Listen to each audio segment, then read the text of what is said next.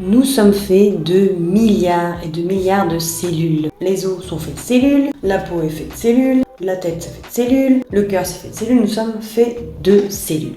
Qu'est-ce qu'il y a encore à l'intérieur de notre corps? Eh bien c'est simple, c'est des fluides interstitiels. Il y en a deux, le sang et le liquide lymphatique. Le sang il sert à véhiculer les nutriments nécessaires pour le bon fonctionnement du corps. Et c'est seulement un quart du fonctionnement de notre organisme. Les 3/4 restants, c'est le travail du liquide lymphatique. Le système lymphatique est là pour évacuer toutes les cellules mortes, tous les déchets, tous les toxines qui sont présents dans notre corps. Mais dans la vie courante, nous sommes focus sur l'alimentation.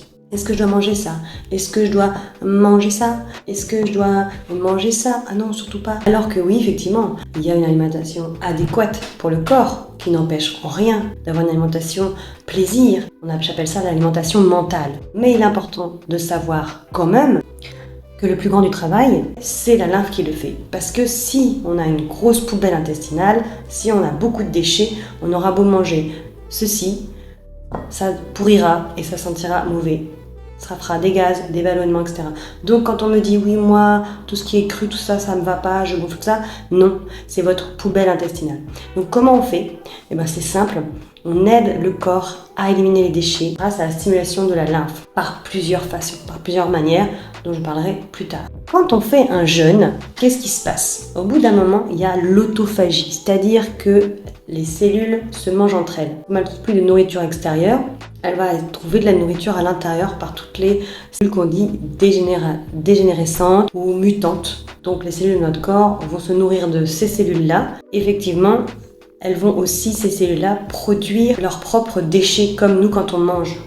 Donc elles vont travailler nuit et jour, les cellules ne s'arrêtent jamais, elles travaillent nuit et jour et elles produisent elles-mêmes des déchets. Et ces déchets sont évacués par nos émonctoires. Si nos émonctoires ne sont pas prêts à être dans l'évacuation, c'est la catastrophe et c'est l'empoisonnement. Souvent les gens ils mangent habituellement des laitages, du gluten, ils mangent pain, beurre, fromage, pain, beurre, confiture, café, thé, pizza, même les plats maison, les pâtes bolognaises, etc.